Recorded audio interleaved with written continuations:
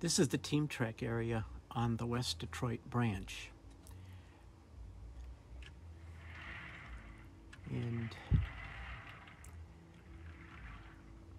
this track has been utilized as a temporary storage track to get cars out of the way when switching the industries on the branch.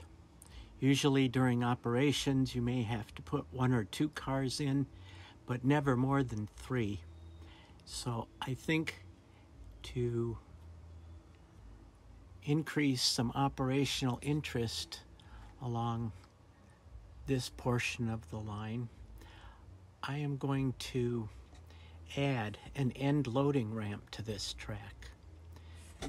The end loading ramp and a box car should still allow you to store at least 3 freight cars temporarily on this track. As a source for this model of an end loading ramp, we're going to go back into some model railroading history. We'll be going back 63 years to the point when this publication was first done by Kalmbach Publishing. It was called Easy to Build Model Railroad Structures. The first publication was done in 1958, and this particular one is a second edition in 1960. So I probably purchased it in maybe 1961 or 1962. The articles in this were a compilation of articles from Model Trains magazine and Model Railroader.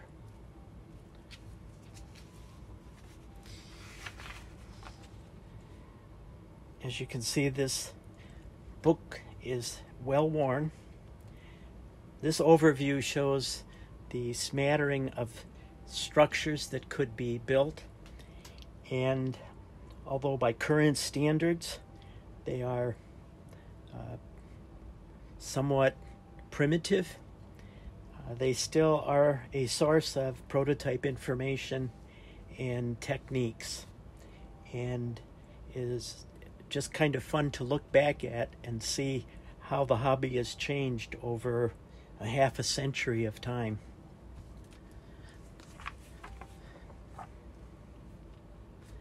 The end loading ramp that we're going to model is from an article by Robert E. Gilbert. I do not know exactly when this would have been published, but clearly it probably was published before 1958. The prototype end loading ramp, which is down here in this picture, was located in Bristol, Virginia. These are the plans, and they are an interesting combination of dimensional stripwood sizes and prototype feet and inches. At the time that this article was written, the availability of scale lumber was probably very limited. On this page of the article, we have the bill of materials, and you can see the stripwood sizes and their equivalents in scale lumber. These are the scale lumber sizes that will be needed for the construction of this model. The scale lumber is a combination of Mount Elbert and Northeastern. We have at the bottom a 2x10. We have a 4x16, an 8x10, an 8x12, an 8x16, 10x10, and 12x12. The 4x16 is a non-standard size scale lumber, and I created that by ripping an 8 by 16 into a 4 by 16. Okay, the first step in the process is to put some surface texture into all these wood pieces. We want to give it a character of being aged and presence of some splits and other features consistent with an aged wood. To do that, we will use the edge, this edge of this flat file, single cut flat file, and we will place it onto the wood. So you can get this around here so you can see, onto the wood, and hold it at an angle. Oh boy. Okay, let's see if we can get that here. There.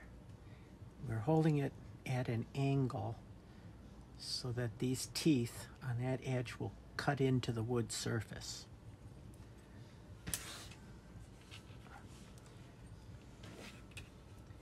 I'm going to start at an end of the wood and press down firmly with the edge of the file, and I waver it a little bit back and forth to create wave marks in the grain texture. Do this to all four sides of the square materials.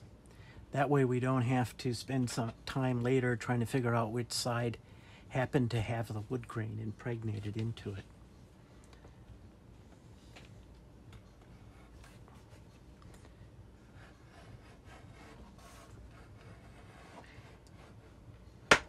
And if you care to go over it a couple of times, you certainly can.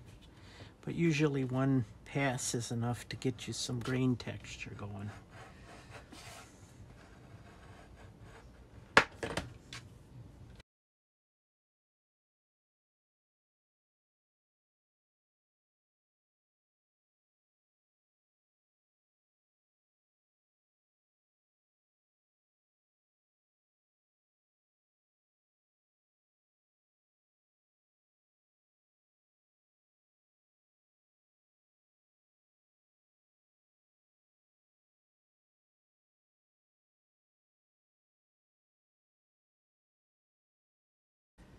The narrower boards,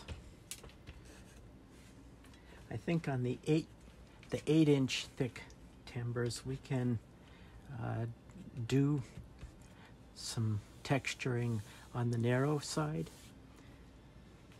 When you get to things that are like 4 inches and 2 inches, there's no point in trying to even put any grain effect on that edge of the board. We'll only do the flat surfaces.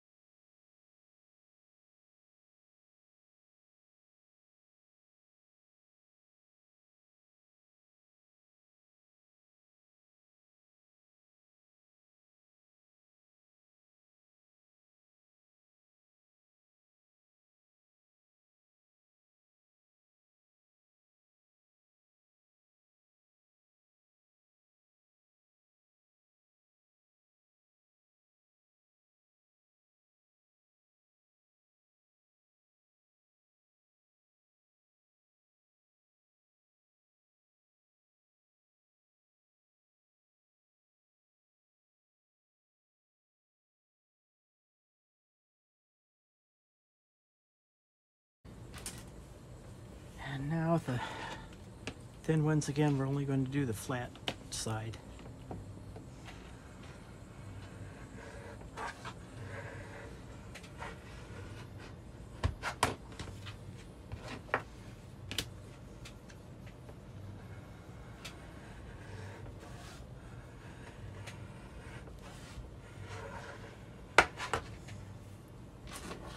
And the last one is the 2x10.